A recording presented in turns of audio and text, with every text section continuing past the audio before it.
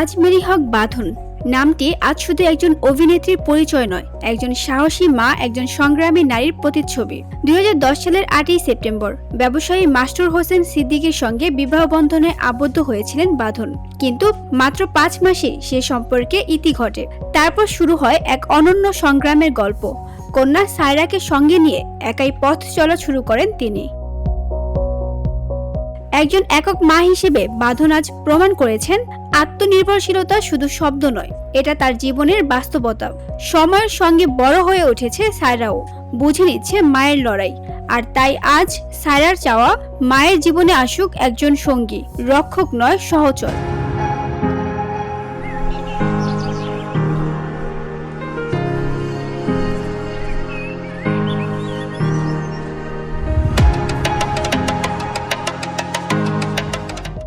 বাঁধনের নিজের ভাষায়, আমার জীবনসঙ্গীকে অবশ্যই ফেমিনিস্ট হতে হবে, তাকে আমার চিন্তা ভাবনা বুঝতে হবে, মানিয়ে নিতে হবে।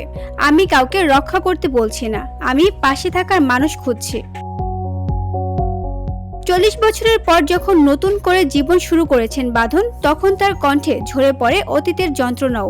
সত্যিকারের জীবন সঙ্গী কখনো পাইনি, কখনো দানব, কখনো নির্যাতনকারী পেয়েছি। তাই এখন একজন প্রকৃত সঙ্গীর প্রয়োজন অনুভব করছি। পর্দায় অসংখ্য চরিত্রে নিজেকে প্রমাণ করলেও বাঁধনের হৃদয়ে আজও একটি শূন্যতা, একজন নির্ভরযোগ্য সমমনা জীবনসঙ্গীর। তবুও মেয়ের ভালোবাসা আর নিজের আত্মবিশ্বাসে এগিয়ে চলেছেন তিনি। নতুন জীবনের আশায় ভাঙ্গা অতীতকে পিছনে ফেলে সাহসিকতার গল্প লিখে চলেছেন Ajmeri Haque Badhon. VOD Bangla news desk.